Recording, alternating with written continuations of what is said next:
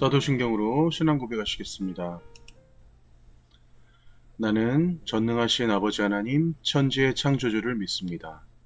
나는 그의 유일하신 아들 우리 주 예수 그리스도를 믿습니다. 그는 성령으로 잉태되어 동정녀 마리아에게서 나시고 본디오 빌라도에게 고난을 받아 십자가에 못 박혀 죽으시고 장사된 지 사흘 만에 죽은 자 가운데서 다시 살아나셨으며 하늘에 오르시어 전능하신 아버지 하나님 우편에 앉아 계시다가 거기로부터 살아있는 자와 죽은 자를 심판하러 오십니다. 나는 성령을 믿으며 거룩한 공교회와 성도의 교제와 죄를 용서받는 것과 몸의 부활과 영생을 믿습니다. 아멘.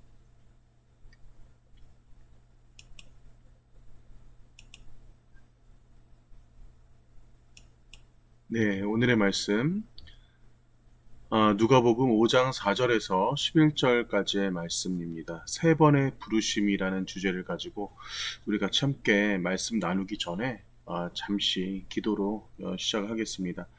하나님 감사합니다. 주님께서 우리 생수교회 중고등부를 사랑하시사 저희들이 이렇게 예배를 드릴 수 있으며 이 어려운 시국에서도 온전히 주 앞에 나올 수 있음에 얼마나 감사한지 모릅니다. 부족하지만 주님께서 우리 아이들 붙잡아 주시고 채워주시며 이들 하나하나 주님께서 기억하여 주시고 주님께서 더욱더 주님의 손길로서 이끌어 주시옵소서. 늘 함께 하시는 주님께 감사드리며 예수님의 이름으로 기도합니다. 아멘. 네, 오늘의 말씀 누가복음 5장 4절에서 11절까지의 말씀입니다. 같이 한번 말씀 같이 함께 읽어보겠습니다. 시작. 말씀을 마치시고 시몬에게 이르시되 깊은 데로 가서 그물을 내려 고기를 잡으라. 시몬이 대답하여 이르되 선생님 우리들이 밤이 새도록 수고하였으되 잡은 것이 없지만은 말씀에 의지하여 내가 그물을 내리리이다 하고 그렇게 하니 고기를 잡은 것이 심이 많아 그물이 찢어지는지라. 이에 다른 배에 있는 동무들에게 손짓하여 와서 도와달라 하니 그들이 와서 2배의 채움에 잠기게 되었더라. 시몬 베드로가 이를 보고 예수의 무릎 아래에 엎드려 이르되 주여 나를 떠나소서 나는 죄인이로소이다 하니 이는 자기 및 자기와 함께 있는 모든 사람이 고기 잡힌 것으로 말미암아 놀라고 세베대의 아들로서 시몬의 동업자인 야고보와 요한도 놀랐습니다. 예수께서 시몬에게 이르시되 무서워하지 말라 이제 후로는 내가 사람을 취하리라 하시니 그들이 배들을 육지에 대고 모든 것을 버려두고 예수를 따르니라. 아멘. 네, 오늘 말씀 같이 한번 읽어봤는데요. 먼저 지난 시간에 우리 누가복음 말씀에 대해서 잠시 한번 좀 먼저 훑어보겠습니다. 먼저 예수님의 소문에 대한 그런 말씀이 성경에 등장했죠. 그래서 3번에 걸쳐서 예수님의 소문에 대해서 제가 말씀을 여러분들에게 설명했는데 처음 예수님이 왔을 때 그냥 말 그대로 정말 그냥 소문이었어요. 그래서 우리가 영어 성경으로도 같이 봤지만 그냥 뉴스라고 그냥 표현되어 있었죠. 근데 그 중에서 바로 자 레이저 포인터 좀 씁시다. 자 여기 보시면 이게 이제 포네 포임 페메 페임 뭐 이런 명사입니다. 그래서 그냥 어떠한 진짜로 어떠한 그런 뜬 소문, 그냥 어떠한 그런 루머 같은 어떠한 그런 느낌의 단어예요. 그런데 두 번째 소문이라는 단어가 나왔을 때는 바로 에코스라고 해서 큰 소리다라고 제가 얘기했죠. 여러분 에코라는 표현 쓴다고 했죠. 자 그리고 세 번째는 진정으로 로고스라고 하는 이런 표현을 쓰면서 그들에게도 있어서 진정한 하나님의 말씀이다라는 예수님은 곧 로고스이며 그 로고스는 곧 하나님의 말씀 그 본체이심을 이들이 직접 고백하는 그러한 실제적인 그 원어 성경에 그러한 본문의 내용이 있었다라는 것을 제가 여러분들에게 설명을 드렸어요. 그러면서 사실상 우리에게 있어서 진정으로 하나님으로 오신 그 예수님의 그 존재가 얼마나 또 우리가 인간의 눈에도 이렇게 변했던 것처럼 그분의 메시지와 어떠한 그분의 우리에게 오신 그런 이유가 진정 이 성경 안에 또 여러분들이 또 함께 하면서 이 안에 담겨 있음을 우리가 나타내서 볼 수가 있습니다. 본격적으로 오늘 말씀으로 들어가서 이 갈릴리 호수를 이제 좀 그림으로 이쁘게 그린 이런 그림이 있어서 제가 가져와 봤어요. 갈릴리 호수 같은 경우는 여러분 예수님께서 실제적으로 사역을 하시는 데 있어서 거의 뭐 70% 이상은 갈릴리 이 주변에서 사역을 하셨다고 하더라도 우리가 과언이 아닐 만큼의 어떤 그런 아주 중요한 그런 위치적인 역할을 하고 있습니다. 이 사실 실제적인 거리로만 봤을 때는 사실 이 갈릴리 호수가 굉장히 그 긴 거리는 아닐 수도 있어요. 그런데 우리가 엄밀히 봤을 때 이 갈릴리 호수라는 이 호수로만 봤을 때는 사실 13km는 어마어마한 거리입니다. 여러분들이 예를 들어서 반월 호수를 걷는다고 했을 때 반월 호수를 우리가 한 바퀴 돈다고 했을 때 그냥 오늘 뭐 운동 좀 기분 좋게 했어. 뭐 이런 생각을 할 수 있겠지만 사실 갈릴리 호수는 지금 여기 보시면 이렇게 가로로 직경이 13km, 그 세로로는 무려 23km나 됩니다. 그렇게 해서 이 갈릴리 호수를 우리가 한 바퀴 돈다고 했을 때 그때 당시에 차가 없었던 시절에 이 갈릴리 호수의 어떤 그런 둘레는 상당히 큰 그 호수라고 할 수가 있겠죠. 실질적으로 예수님의 그런 이때 당시에 그 차가 없었던 당시에 예수님의 어떤 그런 능력과 소문들이 그 퍼지기에는 사실 이 작은 동네에서 이스라엘 전역에 이스라엘 예수님에 대한 소문이 퍼지기에는 사실 오랜 시간이 걸렸을 수도 있어요. 그런데 하지만 예수님의 사역 기간을 3년으로 잡았을 때 예수님에 대한 소문은 사실 이때 당시에는 아주 굉장히 센세이셔널했어요. 아주 굉장히 예수님에 대한 어떤 그런 메시지는 아주 강력하고 강렬했습니다. 그렇기 때문에 많은 사람들에게 어떠한 지대한 그런 영향력을 줄 수밖에 없었던 그런 상황이었죠. 제가 저번 시간에도 말씀드렸지만 단지 어떠한 필요 충족을 위해서 우리가 이 기독교라는 종교를 가진다면 여타 어떤 샤머니즘이나 어떠한 그런 뭐 불교, 힌두교 이런 무속 신앙과 다를 것이 하나도 없다라고 제가 말씀을 드렸어요. 단지 나의 어떤 필요 충족에 의해서만 우리가 지금 믿고 있는 이 기독교, 이 그리스도교가 여러분들이 마음속에 있다라는 것은 사실 아무런 의미가 없는 거예요.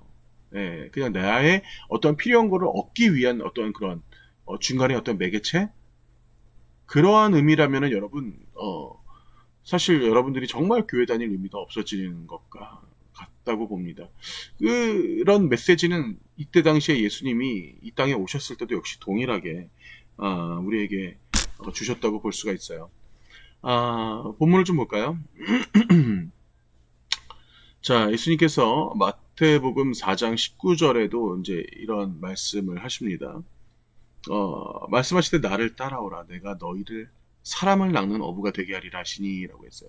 자, 이 말씀을 하실 때 그때 당시에 예수님이 그 현장에 우리가 이제 성경을 통해서 알 수 있지만 일단 첫 번째로 우리가 오늘 함께 할 이 베드로라고 하는 사람이 있었습니다. 여러분, 베드로가 너무나 그 유명하고 너무나 예수님의 제자로서 참 대표적인 사람 중에 하나이지만 실질적으로 제가 지난달에 여러분들과 함께 나눴던 그 말씀 있잖아요. 같이 함께 우리가 암송 말씀으로 함께 했던 그 말씀에서도 우리가 보다시피 모든 것을 버리고 제자들이 예수님을 따르긴 했으나 실질적으로 그 과정이 녹록치는 않았다라는 것을 사실 오늘 말씀을 통해서 여러분들에게 함께 하고 싶은 거예요.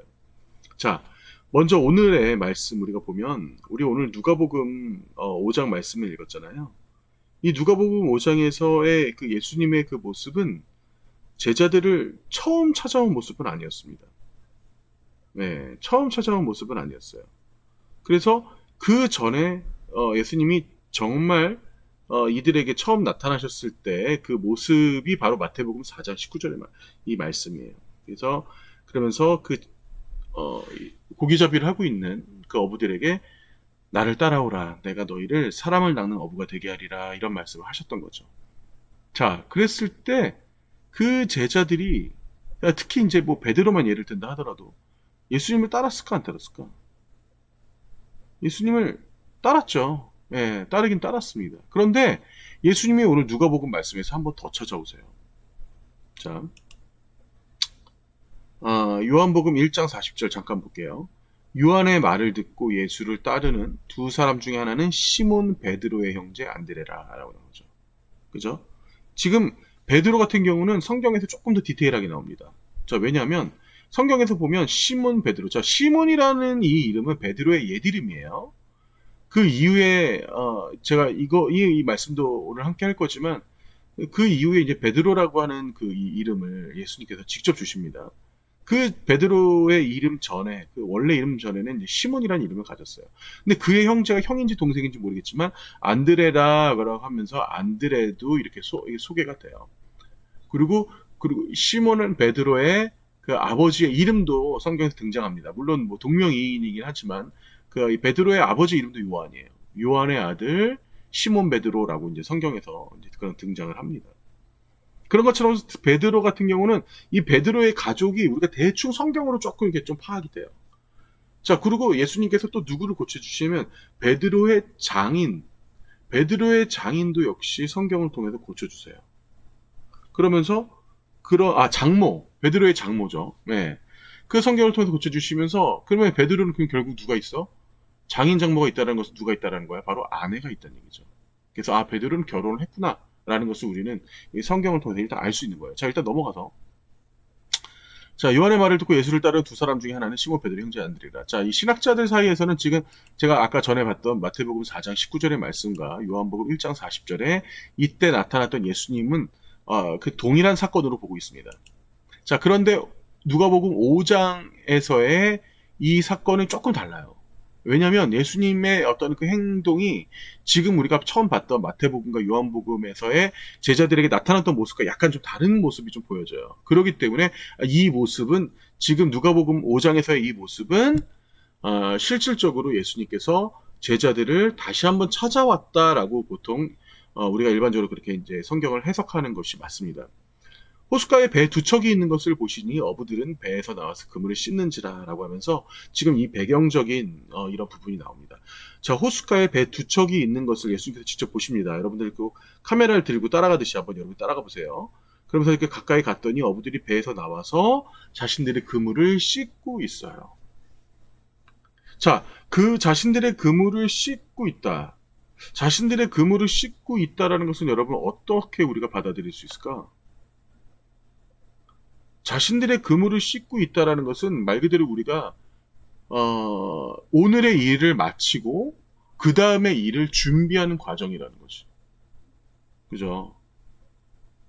지금 여기서 우리가 뭘 볼 수 있냐면 그렇다면 예수님이 지금 베드로에게 처음 찾아온 것이 아니라 뭐 두 번째든 세 번째든 베드로에게 또다시 찾아왔을 때 그러면 베드로의 현재의 어떤 위치는 예수님의 제자로서 예수님을 따라가고 있는 위치였어요? 아니었어요? 아니었다라는 걸 말하는 거예요, 지금. 이 성경에서는. 지금 그 부분을 이 성경에서 지금 상징적으로 지금 표현하고 있는 거예요. 배에서 나와서, 그 어부들이 배에서 나와서 예수님을 따른지라가 아니라 그물을 씻는지라라는 이 한 문장에서 지금 상징하는 게 있습니다. 그건 바로 뭐야? 내일도 이들은 다시 이 자리에 나와서 다른 짓을 안 하고 누군가를 따른다는 것이 아니라 다른 일을 하는 것이 아니라 다시 그물질을 하면서 그들이 살기 위한 생활터로 나온다라는 것을 상징적으로 지금 보여주고 있는 거예요. 그렇기 때문에 사실 여기서는 우리는 어떤 면에서는 좀 간접적으로 성경을 통해서 베드로의 우리는 어떤 고뇌를 볼 수도 있다라고 생각합니다. 베드로의 어떤 고민이 분명히 있었을 거예요. 베드로가 쉽지 않은 결정들을 지금 어떻게든 해야 하는 상황이 이르렀다고 볼 수 있습니다. 그에게 있어서 배에서 나와서 그물을 씻는 이 과정 속에 그 사람의 머릿속에는 반드시 어떤 고민이 있었을 거라는 거예요. 그 고민이 사실은 여러분들에게도 그리고 지금의 저에게도 아주 동일한 고민일 수가 있어요. 그 고민이라는 것은 단지 내가 어떠한 먹고 사는 문제를 해결할 것이냐, 아니면 지금 이 시기에, 아니면 지금 내 현 상황에, 내가 정말 주님의 은혜 가운데 살아야 되는 것이냐라는 이러한 고민에 여러분들이 충분히 빠질 수 있는, 우리와 똑같은 고민을 베드로도 하고 있다라는 거죠.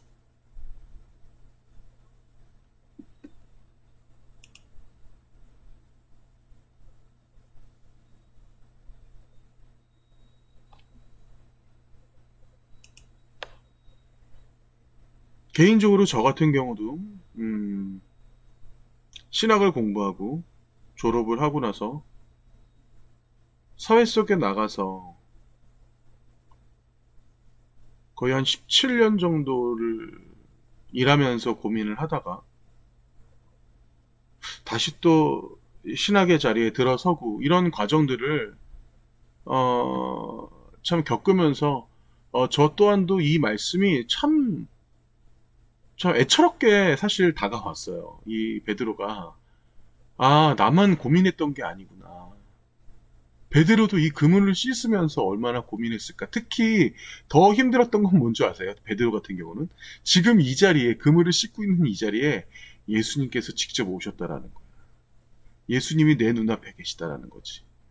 아마 베드로는 상당히 가슴이 뛰는 상황이었을 거라고 저는 생각을 해요. 굉장히 긴장했을 거라고 생각을 합니다.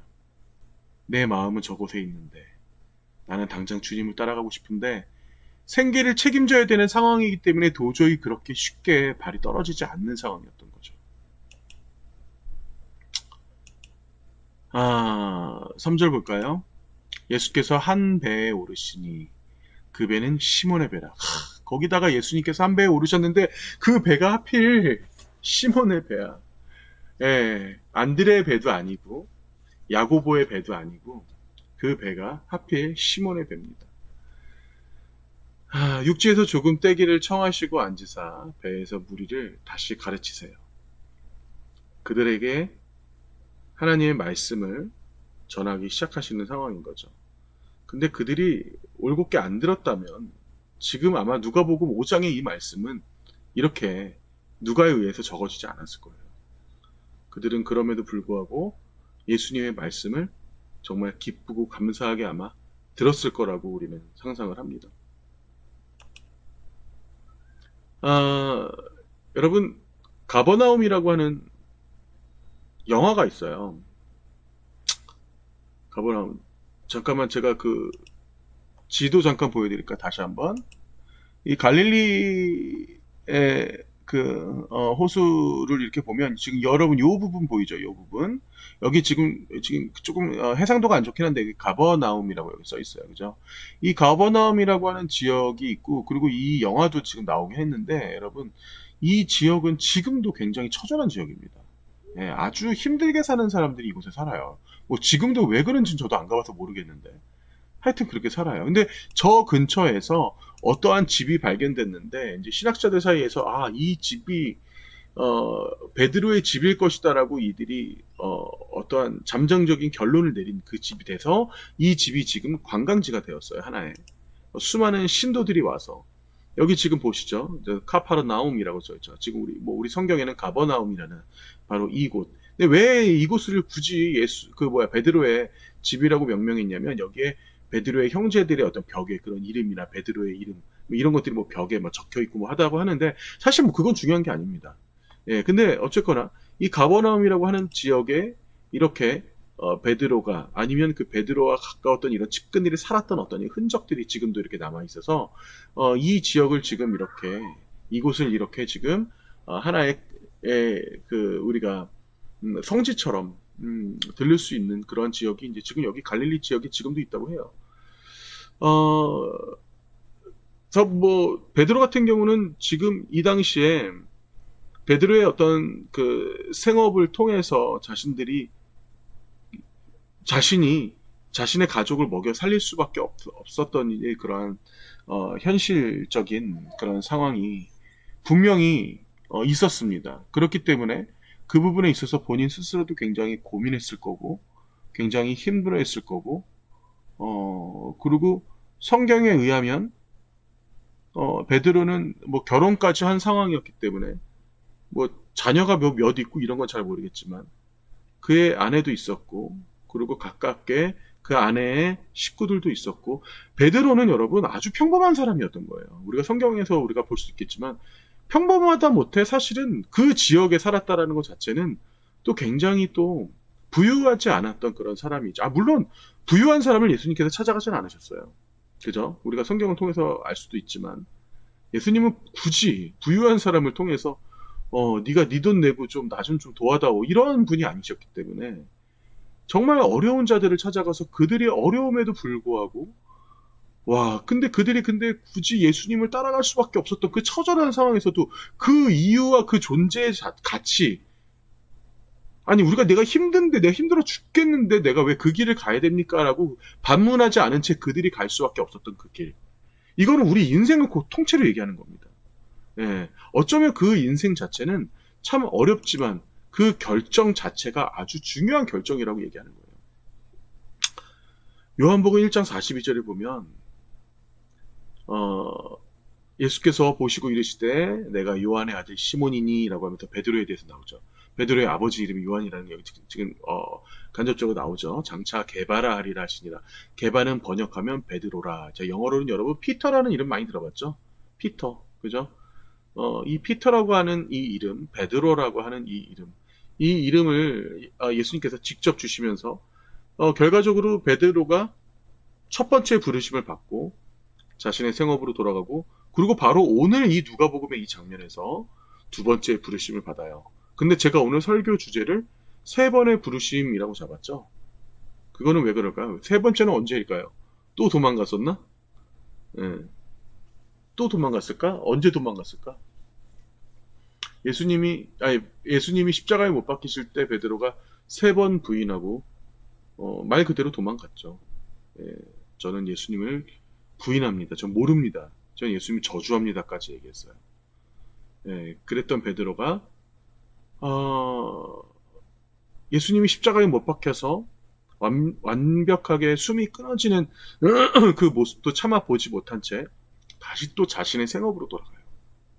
베드로는. 근데 그 자리에 어떻게 해?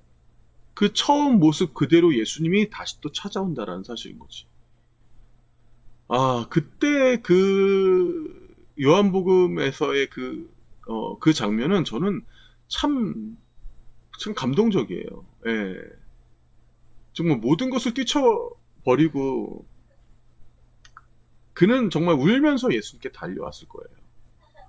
그 세 번의 부르심을 통해서 베드로는 다시 한번 예수님께 오고, 그리고 그의 인생은 정말로 완벽하게 변하는 사건이 일어납니다. 예.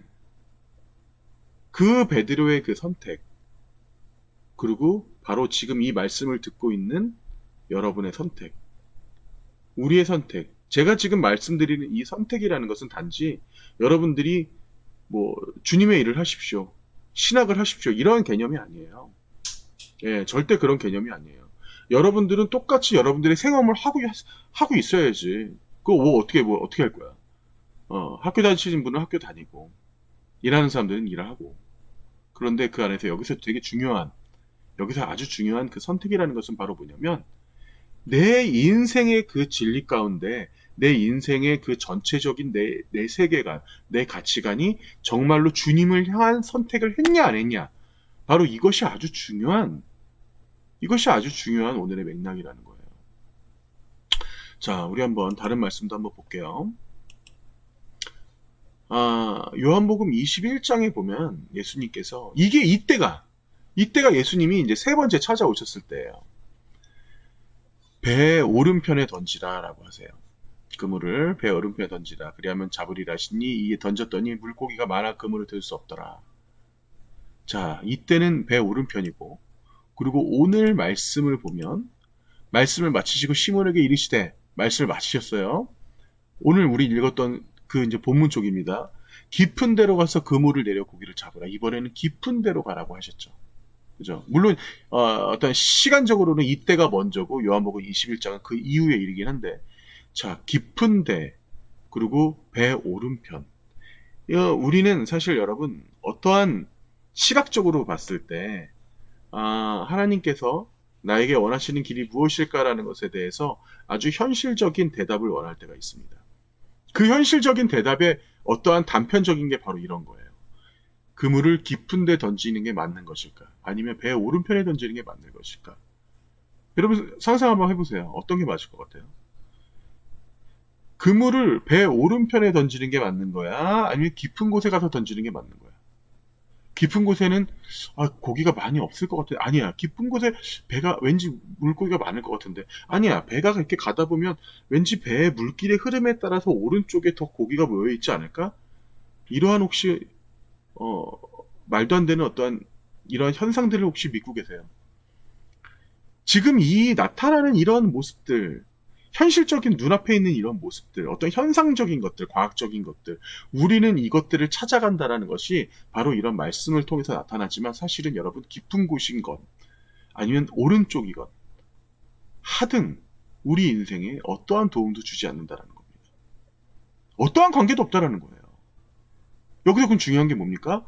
바로 어떠한 눈에 보이는 현상이 중요한 것이 아니라 그 이면에 내 눈앞에 보이는 것이 아니라 그 이면에 더 넓게 봤을 때 나를 지지하고 있는 내가 이 세상을 살아가고 있는 아주 그 깊고도 그 기본적인 그 베이스가 바로 예수 그리스도가 돼야 된다라는 그 사실을 지금 말씀드리고 있는 거예요. 자, 창세기 13장 말씀 한번 볼까요? 자, 이 장면이 어떤 장면이냐면 제가 간단하게 설명드릴게요. 아브라함이 자신의 조카 롯과 함께 여호와의 말씀대로 이렇게 잘 살아가는 중에 두 사람의 어떠한 그런 재산적인 부분이나 어떤 삶에 있어서 이제 조금 분리해서 살아도 될 것 같다라는 어떤 이러한 그 판단이 섰을 때 아브라함과 롯이 이제 각기의 자신들이 갈 길로 이제 흩어질 때가 되었습니다. 이때 아브라함이 자신의 조카에게 먼저 제안을 해요. 너가 갈 곳을 너가 먼저 선정해서 가라. 그리고 너는 그곳에 가고 나는 너가 사는 곳 그 이면에 다른 곳으로 나는 선택하겠다라고 얘기를 합니다. 자, 그때 이 성경의 표현이 기가 막힌 것을 여러분 한번 보세요. 성경이 어떻게 표현하고 있냐면 이에 롯이 눈을 들어라고 표현을 해요. 이에 롯이 눈을 들어. 우리가 이것만 보면 그냥 그러려냐고 넘어갈 만한 아주 쉽게 넘어갈 만한 그냥 몇 개의 그냥 단어들밖에 안 돼. 자, 그 뒤에 문장들 봅시다. 요단 지역을 바라본즉 소알까지 온 땅에 물이 넉넉하니 여호와께서 소돔과 고모라를 멸하시기 전이었으므로 여호와의 동산 같고 애국 땅과 같더라. 자, 여호와의 동산 같고 애국 땅과 같이 아주 아름답고 물도 넉넉하다는 것은 뭐야? 이미 농사 같은 것들이 아주 잘 되고 동식물들이 잘 자랄 수 있는 아주 최적의 요건이라는 거지. 근데 거기가 하필 어디예요? 바로 소돔과 고모라라는 거지. 여러분들이 성경을 조금 들어보신 분들은 알겠지만 소돔과 고모라는 지금 이 성경에도 너무나 명확하게 지금 나오지만 그 이후에 어떻게 됩니까? 여호와께서 그 소돔과 고모라라는 지역을 완벽하게 없애버리세요. 완벽하게 없애버리십니다. 네, 뭐 그 사건들이야 제가 이전에도 설교를 통해서 여러분들에게 말씀드린 적이 있지만, 자, 어쨌거나 지금 여기서의 이 표현이 중요한 거예요. 이 창세기 13장 10절의 말씀을 보면 롯이 눈을 들어라는 표현을 썼어요. 자, 그렇다면 14절 볼게요. 이번에는 어떤 표현이 있는지. 롯이 아브라함을 떠난 후에 여호와께서는 아브라함에게 이르시되 너는 눈을 들어라고 표현합니다. 자, 지금 보세요. 10절에 롯이 눈을 들어와 14절에 너는 눈을 들어라는 이 표현은 정말 천지 차이예요. 왜 천지 차이야? 아브라함이 자신의 의지대로 눈을 든 것이 아니라 하나님께서 원하시는 방향대로 그가 눈을 들었다라는 거죠. 자, 그 다음 말씀이 더 기가 막힙니다. 롯이 아브라함을 떠난 후에 여호와께서 아브라함에게 이르시되, 롯은 이미 갔어요. 너는 눈을 들어 봐라 이거지. 너 있는 곳에서 북쪽과 남쪽 그리고 동쪽과 서쪽을 바라보라 라고 했어요. 자, 지금 어느 방향을 본 거예요 지금 그러면? 하나님께서 지금 아브라함을 기준으로 삼아서 너의 북쪽과 남쪽 그리고 동쪽과 서쪽을 바라보라라고 했죠. 자, 여기서 중요한 거는 방향이 중요해. 어떤 방향인가가 지금 중요해요. 오른편이 중요해. 깊숙한 바다가 중요해. 북쪽이 중요해. 남쪽이 중요해. 심지어 여기는 동서남북이 다 나왔어. 그죠? 어떠한 방향이 중요한 것이 아니라는 거야. 내가 너와 함께하고 있다. 내가 너에게 직접 명하고 있다라는 이 사실 자체가 중요한 거라는 거예요. 그 다음 말씀이 더 기가 막혀요, 여러분.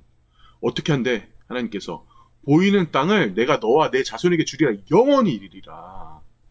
이래서 아브라함이 믿음의 조상이 된 겁니다, 여러분. 네. 보이는 땅, 네가 눈에 보이는 땅을 내가 너와 너의 자손에게 주리라. 영원히 이르리라. 이 얼마나 기가 막힌 축복이에요, 사실.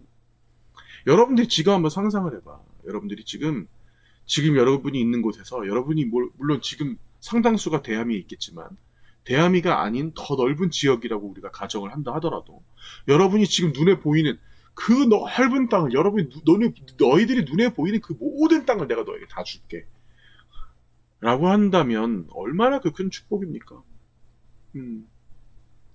여기서 중요한 것은 여러분 단지 어떠한 내가 무엇을 선택할 것인가, 내가 어떠한 것을 할 것인가, 내가 어떠한 일을 할 것인가, 내가 어떠한 사람이 될 것인가, 내가 어떠한 대학에 갈 것인가, 내가 지금 당장 내일 무엇을 할 것인가, 내가 누구를 만날 것인가, 우리 가정의 문제는 무엇인가를 고민할 것이 아니에요, 여러분.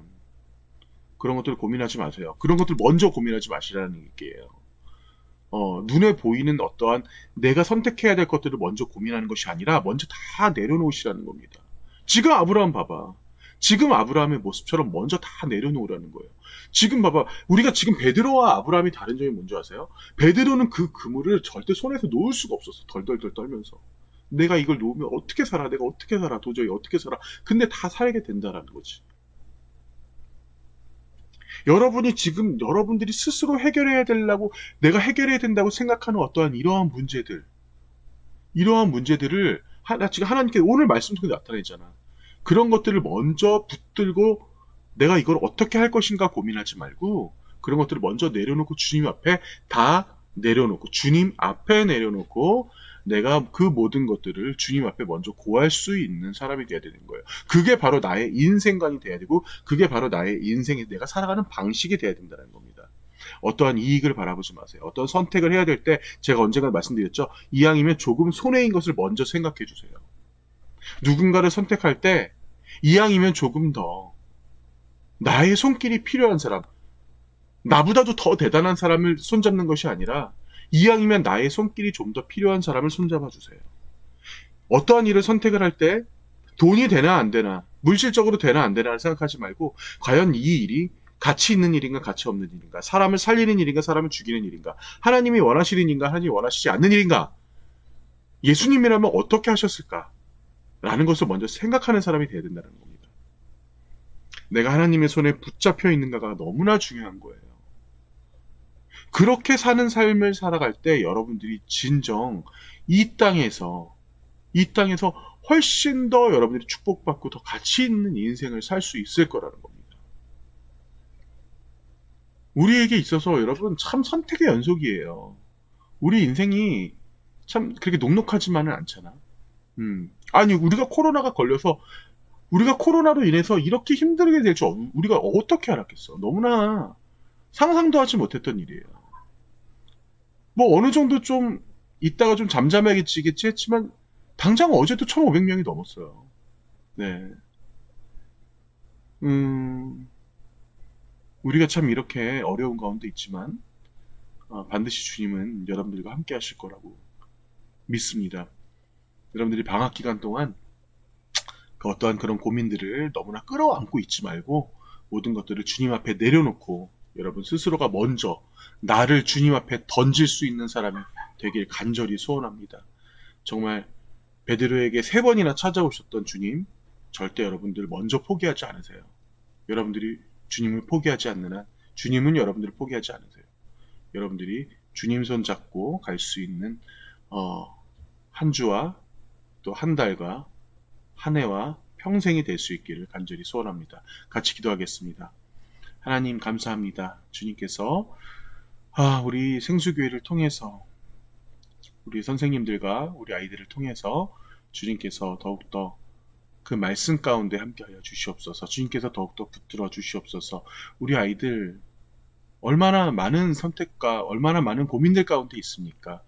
이 아이들을 통해서 주님께서 역사하여 주시옵고 이 아이들의 그 모든 선택들이 오로지 주님이 하시는 그 선택이 되며 주님이 하시는 그 말씀 가운데 거하며 주님께서 절대 우리 아이들 놓지 말아 주시고 이 아이들의 가정과 이 아이들의 신앙과 이 아이들의 건강과 이 아이들의 학업 가운데 주님께서 더욱더 그 강력한 메시지로서 이 아이들을 무장시켜 주시옵소서. 늘 함께 하시는 주님께 감사드리며 예수님의 이름으로 기도합니다. 아멘. 기도문하시겠습니다.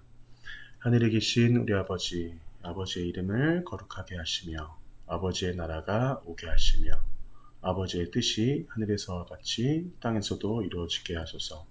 오늘 우리에게 일용할 양식을 주시고 우리가 우리에게 잘못한 사람들을 용서하여 준 것 같이 우리 죄를 용서하여 주시고 우리를 시험에 빠지지 않게 하시고 악에서 구하소서. 나라와 권능과 영광이 영원히 아버지의 것입니다. 아멘. 네, 이번 달 오늘 8월 1일이죠. 8월 첫 주 그치 함께할 말씀 제가 가져왔습니다. 자, 누가복음 6장 9절의 말씀입니다. 같이 한번 읽어볼게요. 시작. Then Jesus said to them, I ask you, which is lawful on the Sabbath, to do good or to do evil, to save life or to destroy it. 자, 그런 후에 예수님께서 그들에게 말씀하셨습니다. I ask you, 내가 너희들에게 하나 물어볼게. Which is lawful? 자, lawful이 뭐예요? 어떠한 합법적인 지금 law라고 하는 지금 단어가 말해주죠. 어떠한 것이죠. Which is lawful? 어떠한 것이 합법적이냐라는 것을 지금 얘기하는 겁니다. 자, 그게 언제예요? On the Sabbath. 자, 사실 제가 이 발음이 조금 어렵긴 한데 Sabbath 같아요. Sabbath. 그래서 자, 안식일이란 뜻이죠. 그래서 안식일에 어떤 것이 더 합법적이냐라는 것을 지금 물어봅니다. 근데 어떤 것이 그 밑에 이제 설명돼 있죠. To do good or to do evil. 그래서 선한 것을 하는 것이 그리고 악한 일을 하는 것이 to save life 생명을 살리는 일이 or to destroy 그리고 to destroy it 그리고 그것들을 멸하는 것이 그러니까 생명을 살리거나 아니면 생명을 죽이는 것이 안식일에 하는 것 중에 어떤 것이 옳겠냐라고 지금 물어보는 장면입니다. 제가 여러분들과 이 장면에 대해서 우리가 같이 함께 말씀 나눈 적이 있었지만 지금 예수님께서 안식일에 이때 당시에 2000년 전의 안식일에 예수님께서 움직이던 이 모습을 보면서 바리새인들이 아주 강력하게 비판을 했죠. 근데 그 바리새인들에게 지금 이 말씀하시는 거예요. 바리새인들에게 얘기하시는 게 바리새인들에게 안식일을 너희들이 지키는 그 안식일을 그냥 너희들 생각대로 그 지키는 것보다 내가 너희들에게 한번 물어볼게. 하면서 to do good or to do evil. 그래서 선을 행하는 것과 악을 행하는 것. 그리고 to save life or to destroy it. 생명을 구하는 것과 그것들을 죽이는 것. 어떤 것이 더 옳으냐? 안식일에 도대체 어떤 일을 하는 것이 더 옳다고 생각하니? 라고 지금 얘기를 하는 거예요. 안식일이라고 하는 그 법률적인 어떠한 그러한 틀에 갇혀있지 말고 진정 너희들이 생명을 살리는 일을 해라라는 예수님의 그 의지가 지금 이 안에 담겨져 있는 거죠. 제가 오늘 말미에도 말씀드렸지만 우리가 어떠한 결정을 하는 데 있어서 얼마나 가치 있는 일을 하는 것인가, 내가 사람을 살리는 일을 하는 것인가, 사람 죽이는 일을 하는 것인가, 이것을 생각하라고 했죠. 이것이 바로 예수님이 여러분들에게 주는 그 바로 메시지예요. 예, 이 메시지에 아주 핵심이 담겨있는 그 말씀이 이 누가복음 6장 9절에 함께합니다. 이번 한 주간도 여러분들 이 말씀을 통해서 또 오늘 같이 함께 나눈 말씀을 통해서 더 은혜 받고 더 여러분들 주님과 함께 살아가는 또 한 주 될 수 있길 간절히 소원합니다. 네, 이것으로 예배 마치겠습니다. 감사합니다.